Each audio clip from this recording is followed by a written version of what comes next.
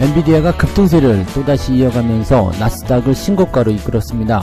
나스닥 지수가 17,000포인트 돌파된 건 사상 처음인데요. 자, 일단은 17,000 돌파라는 대기록을 세우면서 신고가 경신에 성공했습니다. 엔비디아의 이런 랠리가 지속적으로 나타나다 보니까 다른 빅테크 기업들에게는 기회가 많이 돌아가지 못한다, 이런 불만도 있습니다만 반도체 지수를 크게 끌어올리는데 중요한 역할을 하고 있고요. 그만큼 AI와 관련된 부분들이 아직까지 강하다, 더 많이 늘어나고 있다, 이런 식으로 얘기가 되고 있는 거라 보시면 될 것 같아요. 자, 이 부분들 같이 알아보도록 하고요.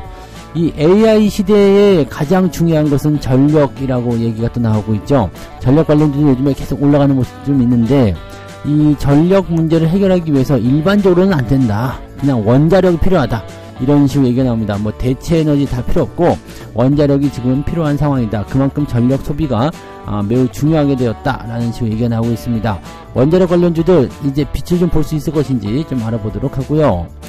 2분기가 이제 거의 끝나가죠. 5월달 마감으로 들어가다 보니까 2분기도 이제 마무리 국면이다라고 볼 수 있겠습니다. 그렇다면 이제 6월달부터는 이제 2분기 실적에 대한 기대치가 높아지는 종목들에 대해서 관심이 생길 텐데요. 2분기의 실적이 크게 증가할 수 있는 종목이거나 또는 전년 대비해서도 계속 증가세를 보이는 그런 기업들을 한 번씩 알아보도록 할 필요가 있겠습니다. 그래서 2분기 실적 기대 종목 어떤 것들이 있는지 같이 알아보도록 하겠습니다.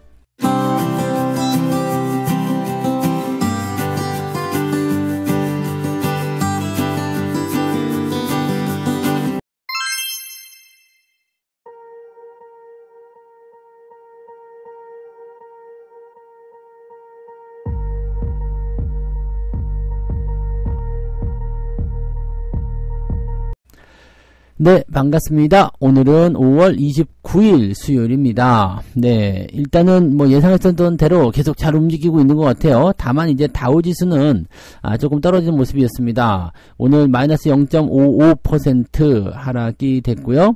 나스닥은 플러스 0.59% 상승이 됐습니다.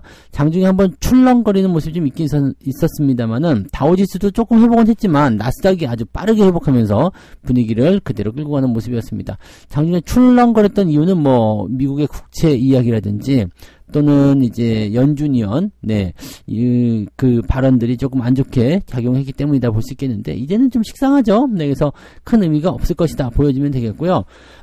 나스닥이 이제 17,000을 돌파했었다는 이 이유는 뭔가 의미를 좀 부여할 수 있을 것 같다라고 판단이 좀 됩니다. 네, AI 시대의 건재함, 또 계속적인 상승세, 또 엔비디아를 비롯한 이제 빅테크 기업들의 시장 영향력, 이런 것들을 모두 다 평가할 수 있는 내용이 아닐까 생각됩니다. 내용을 한번 살펴보도록 하죠. 브레이크가 고장났다, 이런 표현을 쓰네요. 자, 엔비디아는 이날도 상승하면서 시가총액이 2조 6천억 달러에 육박했다. 지금 시가총액 2위인 애플과 3천억 달러 수준까지 좁혔다라고 되어 있습니다. 애플도 열심히 하고는 있습니다만 2조 9천억 달러. 지금 엔비디아는 2조 6천억 달러. 와, 3천억 달러 정도면은 하룻밤 사이에 뒤집어질 수도 있는 그런 내용이잖아요. 얘가 어디까지 가려고 그러나? 네, 시가총액 2등을 제치고 나니까 이제 시총 1등으로 올라서는 겁니까? 여기까지 이야기하면은 뭔가 좀 이상하다는 생각 좀 하셔야 되는데, 2등을 제치면 어떻게 되죠? 네, 그럼 2등이지. 네, 2등을 제쳤으니까 1등을 이겨야지 1등이 되는 거잖아요. 아시죠? 그래서 엔비디아는 2등인 애플을 제치고 나면 이제 시총 2위로 올라서게 되는데, 중요한 건 이제 마이크로소프트하고도 차이가 그렇게 나지 않는다는 이야기거든요. 1등하고도 차이가 많이 나지 않기 때문에 이참에 엔비디아가 나스닥 시총 1등으로 올라설 수 있는 가능성도 분명히 있을 거라 생각됩니다. 자, 왜냐면 엔비디아는 지금 열심히 상승하고 있는데 다른 곳 매그니피센트 7, 이 7종목들은 그다지 신통치 않은 모습을 좀 보여줬어요. 이쪽으로 엔비디아 쪽으로 수급이 쫙 빨려 들어갔다는 이야기 되는 거거든요. 거기다가 이제 테슬라는 또 하락 마감까지 나타나게 되죠. 이런 모습 나오다 보니까 아무래도 다른 기업들에 대한 부담감들은 여전히 유지되고 있다라고 보시면 될 것 같습니다. 자, S&P 500 중에서는 350개 이상의 주식이 하락하면서 조정을 겪었다. 그동안 많이 올랐으니까 좀 쉬어가자 이런 느낌일 수도 있겠는데 일단은 하락의 종목 숫자가 훨씬 더 많이 생겨났다라는 것은 시장의 분위기가 계속 좋지 않았다라는 것을 의미합니다. 미국 국채 입찰에서 수요 악화가 확인된 점이 투자 심리를 눌렀다. 그렇다고 해도 네, 항상 기준치는 넘어가기 때문에 나쁘지 않아 보이는데 미국 재무부가요 2년물과 5년물 국채를 1,390억 달러 규모로 입찰에 붙였는데 2년물 국채는 응찰률이 2.41배로 앞선 6번의 입찰 평균치 2.59배를 하회했다. 그러니까 입찰이 조금 줄어들었다. 그래서 뭐 인기가 좀 식은 거 아니냐, 뭐 이렇게 얘기를 좀 하고 있는 것 같긴 한데요.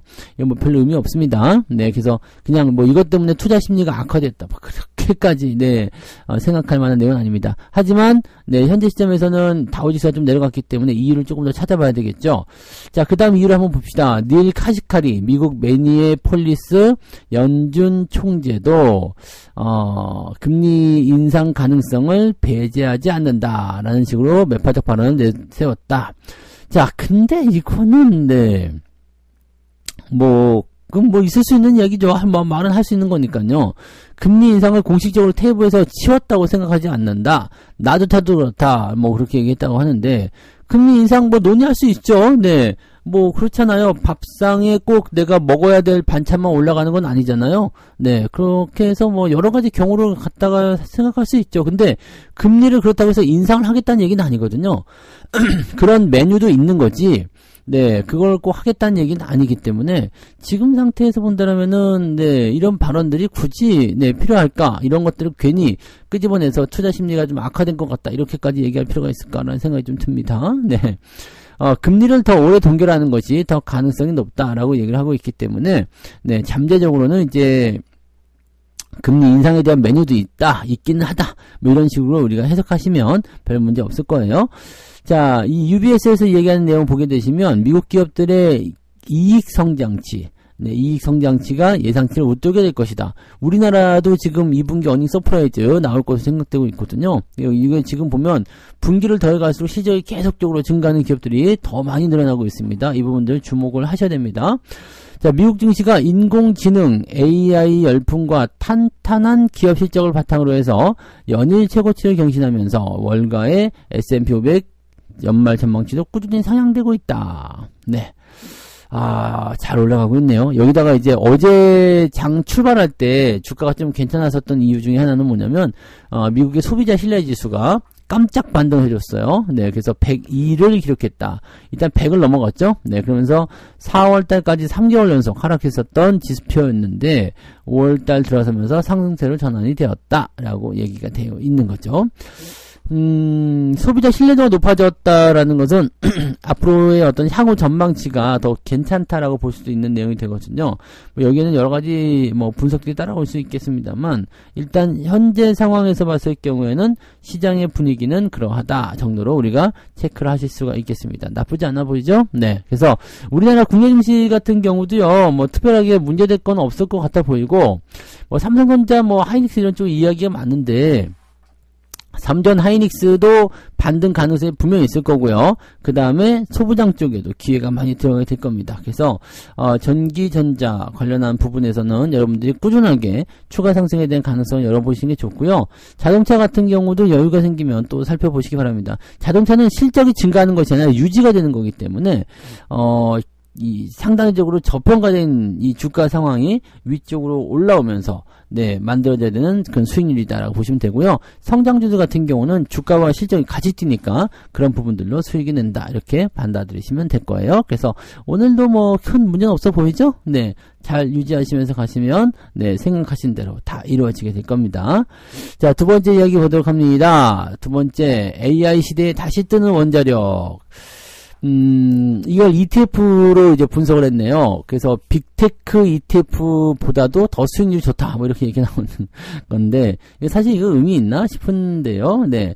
아무튼 수익률이 가장 높은 ETF는 하나로 원자력 셀렉트. 그래서, 76 10.43%의 수익을 내고 있다. 네, 연초 대비했으니까 어마어마한 겁니다. 요즘에 두산 좀 미쳐서 날뛰는 거 보면은 그럴 수 있다고 생각됩니다. 이게 두산 하면 자꾸 두산이 베어스라서 그렇구나. 두산 베어스. 곰이 자꾸 생각난다 했더니 두산이 곰이었구나. 네, 아무튼 그런 거고요. 네. 자, 그래서 HD 현대 일렉트릭, LS 일렉트릭, 두산 에너빌리티, 한국전력 등이 포함되어 있는 원전 관련 기업이기 때문이다. 어떤 ETF가요? 하나로 원자력 셀렉트가요. 자, 그러니까 지금 보시면 전력주로 해서 다 같이 올라간 그런 부분들이잖아요. 그러니까 이렇게 생각하면은 이 전력주라고 봐야지 되는 건데, 뭐 원자력 관련한 부분도 전력주니까 같이 포함시켜서 생각하실 필요는 있겠죠. 자, 아무튼 이제 원자력 관련한 종목군들의 움직임들이 굉장히 강하게 일어나고 있기 때문에 여기에서의 어떤 그 ETF의 큰 성공이 일어났을 것이다라고 볼 수는 있겠습니다. 다만 이제 이미 많이 올라다는 인식도 좀 있단 말이에요. 그러니까 새로운 투자처를 찾는데 약간 고민이 좀 될 수 있다거나 또는 이 투자자들이 막 몰리게 되면 수익률이 막 급하게 뛰어오르는 경우가 있잖아요. 그렇게 되면 아무래도 좀 시장에 부담을 줄 수는 있죠. 그래서 뭐가 됐든지 간에 일단은 많이 몰린다는 것은 좋은 일이고요. 그 다음에 수익률 같은 측면도 계속 올라가고 있다는 얘기가 아니겠습니까? 그래서 이쪽 부분도 관심 있게 좀 살펴봐야 될 그런 분야가 좀 된 것 같아 보입니다. 증권가 이야기를 들어보면 AI 산업 성장에 대한 확신이 이어지는 한 원전주에 대한 기대 역시 지속할 것이다 라고 얘기하고 있다고 합니다. 왜냐면 AI를 유지하는 데 필요한 필수 조건이 있잖아요. 네, 그게 뭐냐면 데이터 센터. 그리고 이 데이터 센터를 가동시키기 위한 특수한 어떤 부분이 뭐냐면 바로 이 원자력 같은 내용이 될 것이다 라고 보시면 되겠죠. 그러니까 우리 막대한 전력이 필요하기 때문에 지금의 전력으로는 감당이 안 된다. 또 이런 거 중요한 거는 지금의 당장에 괜찮을지 모르겠지만 향후에 여름철에 이제 전력 수요가 많아졌을 때 이렇게 되면 어떻게 될 것이냐? 뭐 이렇게 나올 수도 있잖아요. 그러니까 이렇게 되면은 이제 원전에 대한 어떤 그 효율 이런 부분들을 자꾸 생각할 수밖에 없을 것 같죠. 전 세계적으로도 이제 그런 열풍이 일어날 수밖에 없을 거예요. 전력이 부족한 곳에서는 AI를 못 쓴다. 사실 이러면 안 되잖아요. 물론 저전력으로 만드는 게 중요하긴 한데 현존하는 기술로는 그게 불가능하기 때문에 AI를 먼저 땡겨서 쓰려면 이렇게 생각하는 수밖에 없을 것이다 라고 생각을 할 수가 있다는 얘기가 되는 겁니다. 원자력은 앞으로 지속적인 어떤 발전이나 또는 보완 이런 것들을 통해 가지고 더 멋진 랠리가 나올 수도 있을 겁니다. 그래서 원자력 관련주도 갖고 계신 분들은 일단 지금 당장 시점에서 뭐 부담 갖지 마시고요. 그냥 천천히 보유하시면서 흐름을 따라가는 쪽으로 진행을 해주시면 좋을 것 같아요. 다만 전력주가 변동성을 좀 보이게 되면 이 원자력 관련주들도 약간은 주춤 걸릴 수밖에 없다라는 것은 우리가 어쩔 수 없는 생각으로 보셔야 될 것 같긴 합니다. 그래서 그 정도. 근데 전력주가 주춤하게 되면 원자력이 오히려 더 뛸 수도 있지 않을까라는 생각도 좀 들고요. 뭐 어쨌든 같은 한 통속이기 때문에 그렇구나 정도로만 생각해 주셔도 될 겁니다. 원자력 관련주들 조금 관심 있게 보실 만한 것도 있으면 조금씩 주워 담는 것도 권장해 드립니다. 자, 세 번째 중요한 건 결국 실적이다. 그렇죠. 기업에 있어서 가장 중요한 것은 실적이고 이제 1분기 시점이 마무리되면서 2분기 실적에 대한 관심도가 높아지는 시대가 왔잖아요. 그러니까 2분기 실적에 대한 기대치는 이제 6월 중반부터 시작이 돼가지고요. 7월 중반 또는 8월 달까지도 이어질 수가 있다라고 생각하시면 됩니다. 자, 일단 실적은 기본적으로 더 나아졌을 것이다 라는 전망이 있습니다. 그래서 그 부분을 좀 체크해 볼 필요는 있을 것 같아 보이고요. 지금 현재로서는 이제 1분기 어닝 서프라이즈가 나온 기업들이 굉장히 많았잖아요. 뭐 하이닉스 이런 거 서프라이즈, 이런 거 나온 적이 있었는데 이것으로 인해서 2분기 실적 전망치도 긍정적으로 예상하고 있다. 근데 실적 전망치 이런 거 안 했으면 좋겠어요. 왜냐면 얘네들 실적 좋게 나와도 뭐 컨센서스에 미치지 못했네 이러면 이상한 소리 하면서 그렇게 나오는 거니까 지금 제가 생각하기에는 일단은 이럴 것 같아요. 이렇게 그 실적에 대한 부분들을 가지고서 너무 이렇게 또 막 앞장서가지고 막 목표 주가 많이 올려버리고 이러지 말고 그냥 오히려 그냥 담담하게 좀 갔다가 어닝 서프라이즈 기업들 좀 많이 만들면 주가가 조금 더 상승할 수 있지 않겠는가. 저는 그렇게 좀 생각합니다. 너무 좀 땡기지 않는 쪽으로 가면 좋겠어요. 흑자 전환이 예상되는 상장사는 15개, 전체의 63%나 차지하고 있다라고 얘기하고 있습니다. 자, 이제 종목들로 한번 들어가서 보죠. 한 달 전보다 영업이익 전망치가 늘어난 주요 기업들은 LG이노텍, 넷마블, BH, 풍산, 삼양식품, 한샘, SK하이닉스, SK바이오팜이다. 이렇게 되어 있고요. 특히 이제 여기서 주목할 건 LG이노텍인 것 같은데, LG이노텍이 지금 현재 한 달 사이에 영업이익 전망치가요. 네, 무려 291%나 늘었답니다. 네, 대단하죠? 특히나 애플 아이폰에 카메라 모듈을 공급하면서 애플 수혜주로 꼽히는데, 애플은 오는 9월에 첫 AI 아이폰을 공개할 전망이다. 이렇게 되어 있습니다. 네. 일단 AI 기능이 적용이 된다 그러면은 뭔가 좀 기능이 많아지고 좀 달라지고 좀 세련돼지죠. 네. 그래서 이 AI 또 생명은 또 카메라입니다. 네. 보통은 여러분들이 뭔가를 수정해야 되겠다 싶을 때 AI를 활용하는 것이 문서 수정도 당연히 있을 수 있겠지만은 이미지 수정이라든지 또는 보정, 필터 이런 것들을 사용하시는데 AI 쪽을 많이들 이용도 하시죠. 그래서 그런 기능이 조금 강화되는 것 같더라고요. 자, 그 부분 참고하시면 되겠고, 넷마블 같은 경우는 2분기에 영업이익과 순이익이 흑자전환될 것이다. 이런 전망이 나오고 있습니다. 네, 최근에 좀 관심 있게 봤었던 넷마블 우리한테 수익을 줘서 고마워. 네. 자, 그 다음에 실적이 지난해 전년 대비해서 큰 폭으로 증가할 수 있는 부분들은 뭐가 있겠느냐? 아모레퍼시픽, S-오일, 한샘, 삼성전자, PSK 등이다. 이렇게 되어 있습니다. 뭐 다 아시는 내용이잖아요. 그죠? 네, 그렇게 보시면 되고, AI와 관련된 부분에서 관심도는 계속 높아져야 됩니다. 네, 지금 머스크가 뭐라고 얘기했느냐? 인공지능 스타트업인 xAI가 투자자들로부터 60억 달러의 투자 유치에 성공도 했고, 현재로서는 이제 머스크가 엔비디아의 H100, 지금 현존하는 가장 좋은 AI 칩이죠. 이 H100 그래픽 처리 저장장치 그룹을 연결해서, 네, 슈퍼컴퓨터를 구축하는 것을 목표로 하고 있다. 근데 몇 개요? 10만 개요? 칩 10만 개. 예전에 메타가 뭐 4만 5천 개로 뭘 만들겠다라고 했는데, 그것도 와우, 대단해요, 대박이에요, 이렇게 얘기가 나왔었지만, 지금, 네, 머스크는 10만 개라고 합니다. 네, 10만 개. 얘는, 너무 좀 통이 큰 건지, 그냥 막 나가는 건지, 대충 지르고 보자 이건지 잘은 모르겠네요. 근데, 아무튼, 그것 때문에 오늘 엔비디아가 많이 뜬 이유도 있으니까요. 그런 부분들도 같이 체크하실 필요는 있을 것 같아 보입니다. 네. 자, 그렇게 해서 오늘 세 가지 이야기 전달을 해드립니다. 오늘은 짧게 치고 빠졌네요. 네. 나스닥이 신고가 경신했는데, 누구 때문? 엔비디아 때문. 네. 엔비디아 급등하게 되면서 나스닥을 끌어올렸다. 전체적으로 이제 반도체 쪽 분위기는 괜찮지 않은가 생각이 듭니다. 자, 그 다음에 AI 시대, 또 AI네요. AI 시대의 수혜주는 원자력이 될 것이다. 왜냐면 전력 소비가 많아지니까요. 그래서 그 부분 체크하시면 되고, 그 다음에 2분기 실적 기대 종목은 역시 그때 AI인가요? 네. AI와 관련된 그런 부분들이 이제 실적을 크게 끌어올리는 중요한 역할들을 하게 될 것이다. 라고 생각해 주시면 되겠습니다. 뭐 오늘 뉴스는 나쁜 게 없어요. 가벼운 마음으로 시작하시고요. 전반적으로 좀 멀리 내다보면서 대응하시면 더 좋지 않을까 생각됩니다. 네.